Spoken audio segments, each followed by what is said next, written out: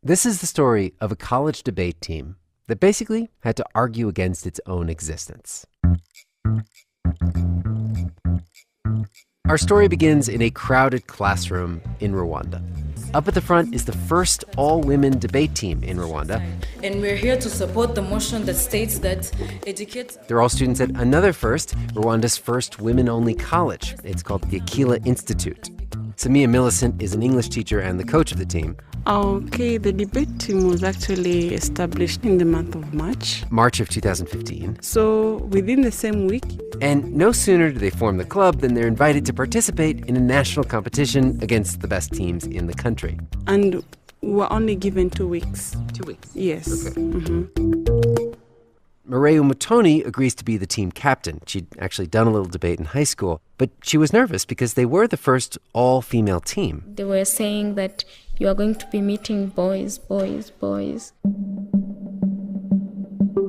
So they head into that first debate. The first team that we met in March was the Kigali Institute, College of Science and Technology. Or KIST for short.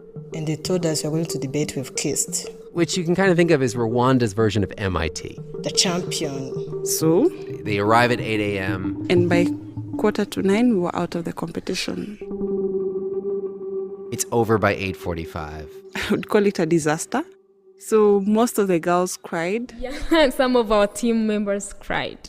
Part of the reason they lost is because they hadn't mastered the rules. But the other reason they lost is because they were acting like girls.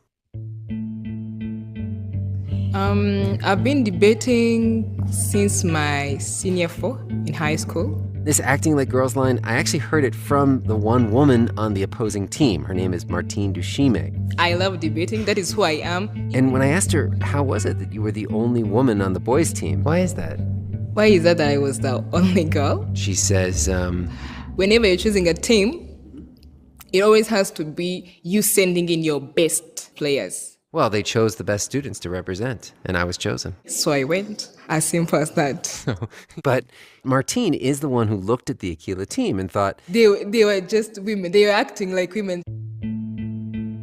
Shy, quiet, and the voice does not go high, too much high. That is not the Rwandan lady culture. You have to be humble, speak slowly and all that. And that does not match with debate seriously. And even the Akila team captain, Mareu Mutoni, said she felt this. It was like to win a debate, her teammates needed to sound more like Martine, brash and confident. But they didn't. Instead, they sounded like the old stereotype of a traditional Rwandan woman. Soft-spoken, submissive, even shy. Some of my teammates were shy, like as if like they're holding something back. Now, to be fair, this team of all-women debaters are not the only women in Rwanda who have been thrust into a position which they are completely unprepared for. Many of the women in Rwanda have had to take on new roles. Hello? Justine, can you hear me? Yeah. Nice to meet you. So I called up someone who saw this firsthand. Let me just start by having you, introduce yourself. Okay. I'm Dr. Justine Uvuza. I'm 42. This is Justine. She's Rwandan. Yeah, I was born in Rwanda, but... She spent her childhood in Uganda. And then returned to Rwanda after 94. Wow, so you came back in 1994. Mm-hmm. And you came back to this Rwanda that was devastated. Yeah.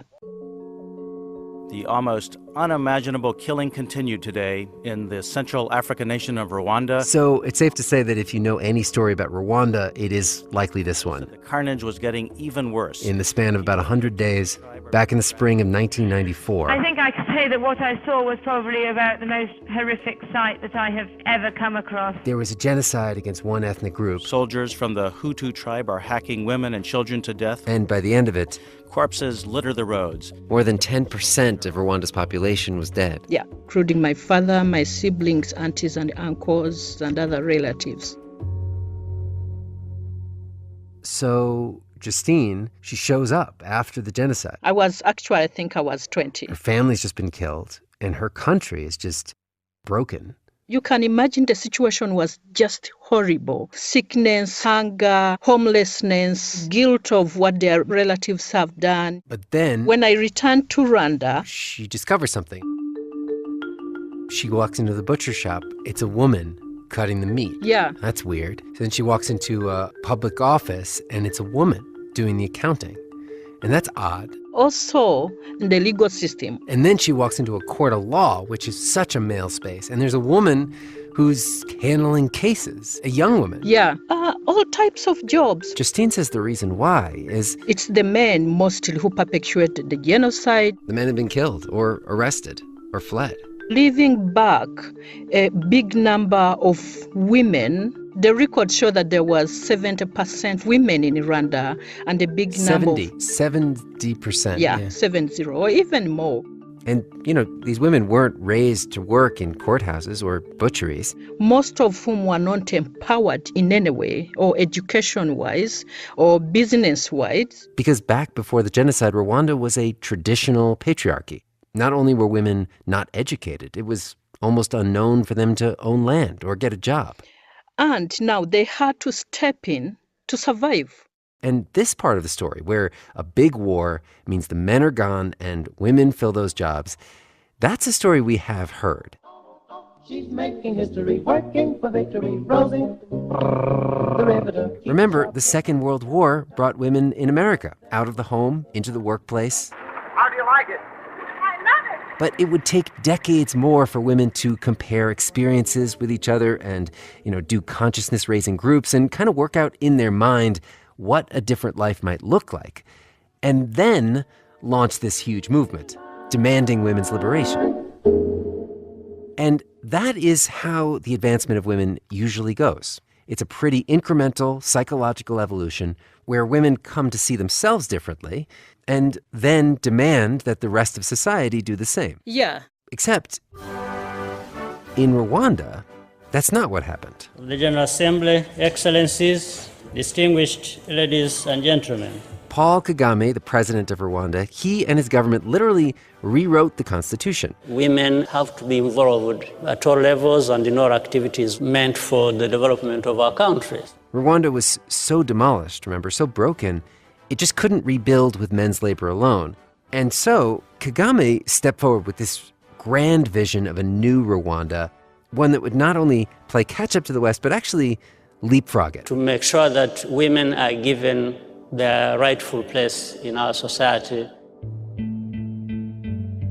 Kagame and his government decreed that from now on, 30% of parliamentarians must be women.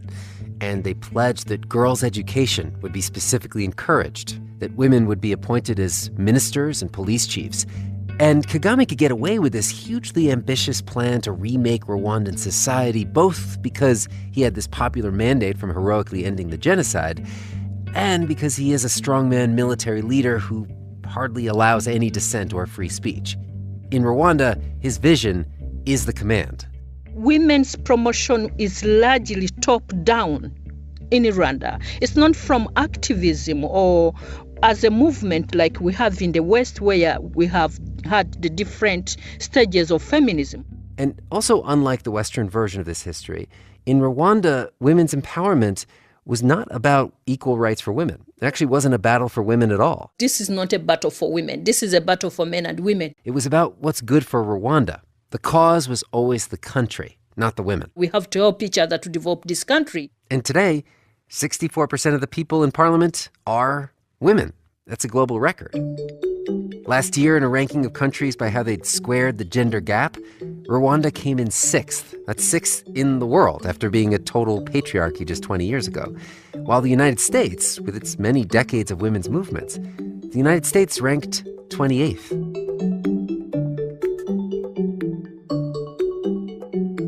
And the success of Rwanda kind of begs this question. Like, is it possible for a country to wake up one morning and decree that there will be a dramatic social change? To say, we're just going to leapfrog all that messy civil conflict and go straight to the progressive policies.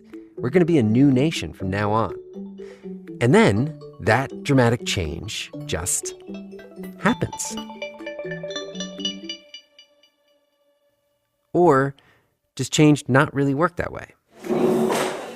Well, that brings us back to our team of women debaters. Now women have skills. They were all born after the genocide. Women are creating their own businesses. Into this new Rwanda that was clearly very different from the country their mothers were born into. Educate a girl, inspire a community, transform a nation.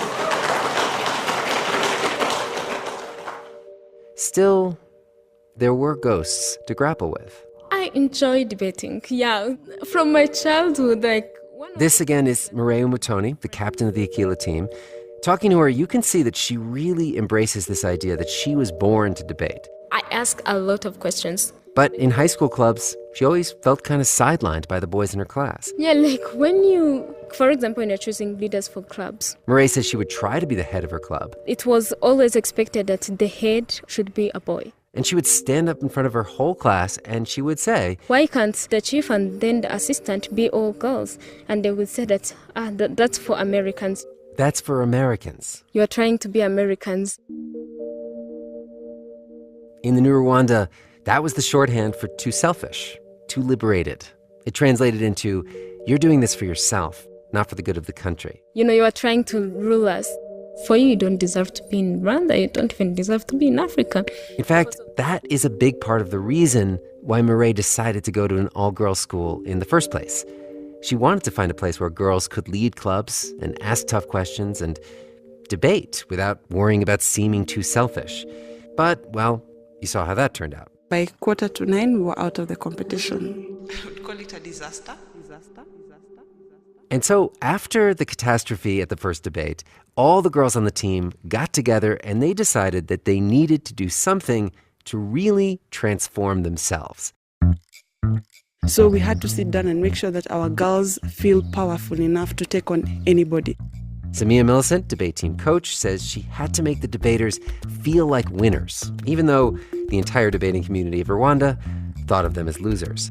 So first they learned all the rules of this style of debate. They practiced, and each time they practiced, they played this game.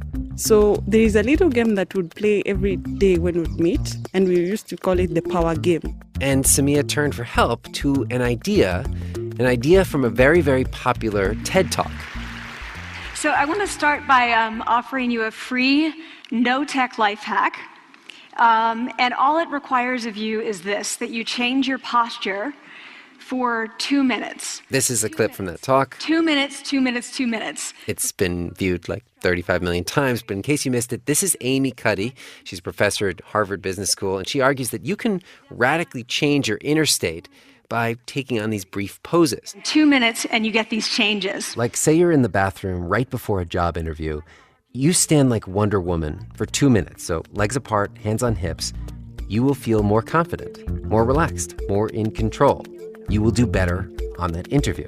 So we know that our minds change our bodies, but is it also true that our bodies change our minds? In other words, can you change from the outside in? Now, in psychology, there is a lot of dispute about this. Specifically, Amy Cuddy's work is fairly controversial because people have not been able to replicate it. But the girls didn't know that. All they knew is that they needed some kind of strategy to change who they were on that debating stage. Yeah, so we'd all move to the back of the room. And so, one by one, they would confidently say something to remind everyone there that they are powerful. Hey people, are you ready for the debate today? Saying out loud, I'm a debater in The Winner Today. And week after week, they repeated this. Come on, know that we are going to win this debate. Willing themselves to believe that it was true. I'm a debater in The Winner Today. In a way, the girls were just doing what their country had done. They were taking on this new pose, looking in the mirror and declaring themselves to be new and better and hopefully more successful. The daily message was that the next time we step on a podium, we are going to prove to people that we are not what they think we are. We are much more than what they see.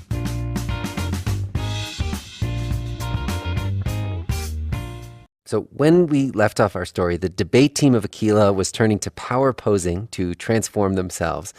But for the mothers of these girls, and really the whole older generation of women in Rwanda, there was no system, no scientific method to tell them how to live these new lives that had been decreed upon them from up high. So in 2009, Justine Uvuza, the woman you heard from before who returned to Rwanda after the genocide, she was getting her PhD. And she got curious about her generation. What happened when her peers were going out into the workplace, getting seats in parliament, but also getting married and starting families? What had that changed inside? The lives, the ways that this is lived in the homes, in the private. And she sat down with some of the most powerful women politicians in Rwanda.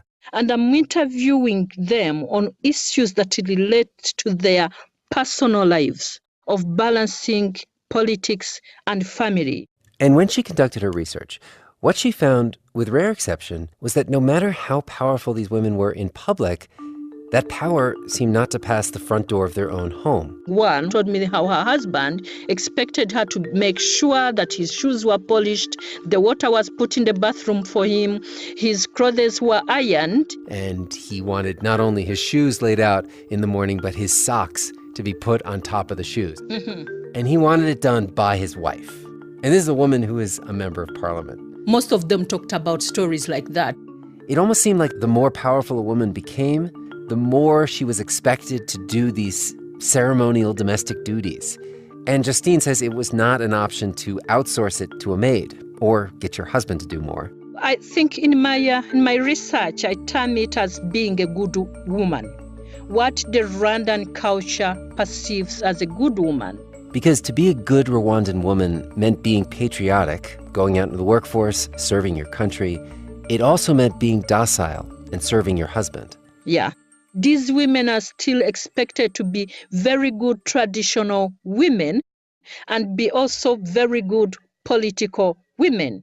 And so you could have this situation where a woman stands up in parliament, advocates for issues like stronger penalties for sexual violence and subsidized maxi pads for the poor. That same politician could find herself scared to speak out about what's going on in her own home. There's this feeling of loneliness and isolation. One of my respondents didn't talk about her own experience, but she said that she had had several cases of women in politics who are talking about being physically abused by their husbands. And because they are public figures, they can't even pursue justice. Because once they try to pursue justice, then the media and everybody's going to take it up, and then it's going to rebuttal on the woman's career. There was even this one woman. She said, I think I'm committing suicide. Why should we put women in that situation? And so Justine would end each interview asking what seemed to her like kind of an obvious question. Would these women support a Rwandan women's movement? Didn't have to look exactly like the Western version, but some way in which Rwandan women could challenge the gender stereotypes. And all of them said no. They couldn't take that step because women's promotion was still very fragile. And Justine thinks that it is because of the way that women's promotion came, so rapidly to Rwanda, from the top down, from the outside in, that it made it harder to complain about it without feeling like a traitor. I think it's the debate I wish that can be engaged with in Rwanda. It's the debate she's been waiting for.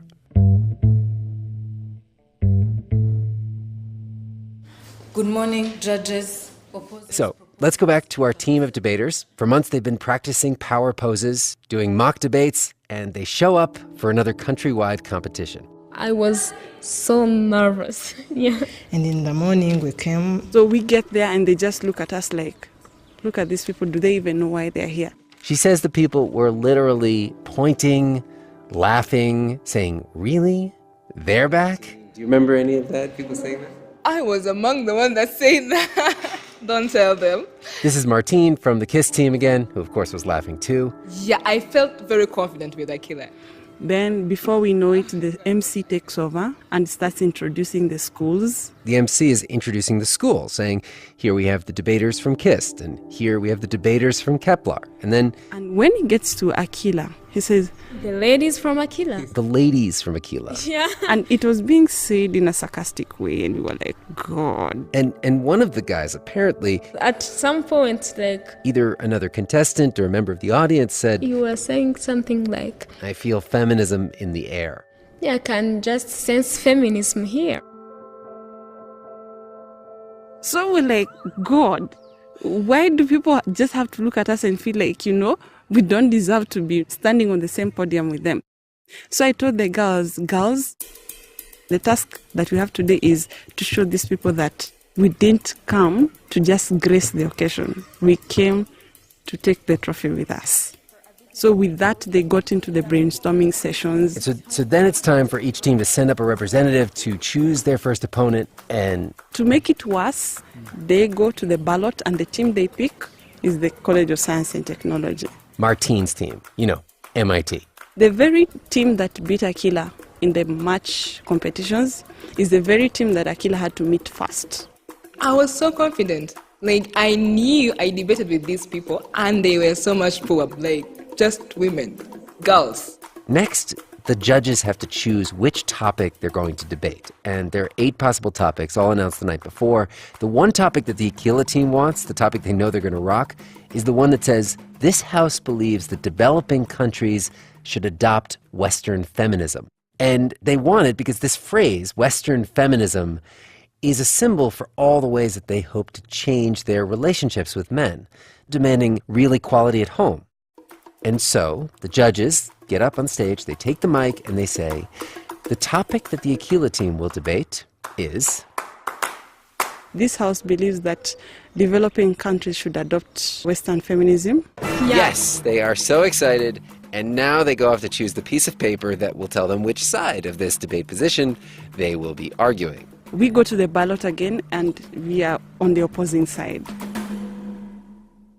They have chosen, at random, that they have to argue against. First scream, oh God, please. What are we going to say? So, just to be clear, to win this debate, they basically have to argue against their team's whole existence. How am I going to say that actually this is something that is not good? Just think about that for a minute. What a catch-22 this is. To win, you have to convincingly argue that you are less than the men. If you fail to convince anyone of that argument and you lose, then you show, by losing, that you are less than the men. Yeah. So the first team to speak is not Aquila, but the side arguing for Western feminism, KIST, the KIST school. And Martine, the only woman on that team, gets on stage and makes this argument, that Western feminism, it's really... women standing on their ground and saying, we want this, and fighting for it. It's Rwandan women getting involved in their own movement. Not hiding behind the government policies. And that is the natural next step in Rwanda's cultural evolution. Yeah, I told them so. But in the minutes before the Aquila team took their place on stage, Mireille and the team dug down deep into their past. For Mireille specifically, she recalled this song. It's a Rwandan pop song from the 1980s, and it's got this line in it. The man is the boss, the woman is his servant. Yeah, it's like the man is the head, it's like the man is the leader of the home.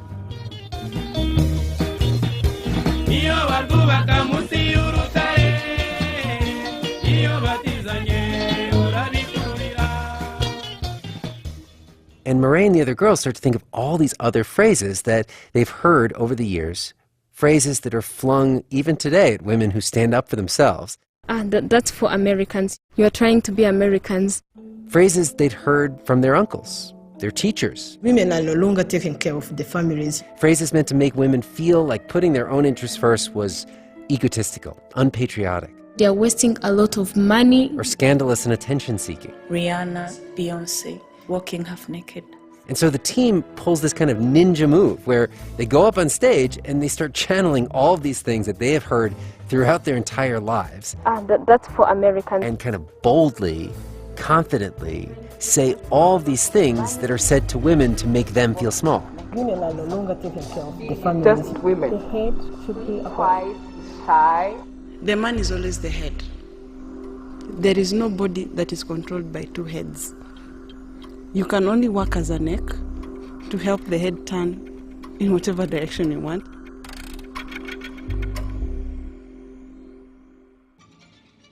So the girls really put up a spirited fight. We debated. And they won. Yeah. At this point, they honestly did not know, did they win because they were superior debaters and they had this newfound confidence, or because they were so confidently arguing for the status quo? When I raised this with the Aquila team in our interview about 4 months later, they decided they didn't care how they won, because they won. It feels good when you actually convince the judge so that the judge says, you are the winners. And because of the confidence boost they got from arguing what they totally did not believe. Like to say a shoe is not a shoe and you convince someone that a shoe is actually not a shoe. So, yeah, you feel more confident. That confidence carried them to victory in the next round, debating a totally different topic, not about women at all. And they won the round after that. They took home the trophy. And since then, as the team has continued to compete, they've gained a substantial following of fans made up of young women, some of whom have joined the debate club, others who have launched their own all-women's teams at other schools. Yeah, because when we won, it was like a motivation to even other girls. So, can a country change from the outside in? The answer Justine gave me is that real change always takes time. And taking a shortcut, it can get you somewhere fast, but leave the next generation to have to circle back and pick up what was left behind. It's those young generations now who have to stand up and say, yeah, we are challenging these power dynamics and relations within the family. She told me that after all her interviews with the women politicians, she had to destroy the transcripts of those conversations. It was part of the rules of her research, but for some of the women, it was the only way she could get them to talk to her if they knew it was secret. And so, after all these conversations, she erased the tapes. And then she took the typed transcripts and page by page set them on fire. Like completely burned. Did you watch them being burned? I did burn them myself. She hopes that one day, the stories that were on those pages will be able to be heard in Rwanda. And then the whole country will have that debate.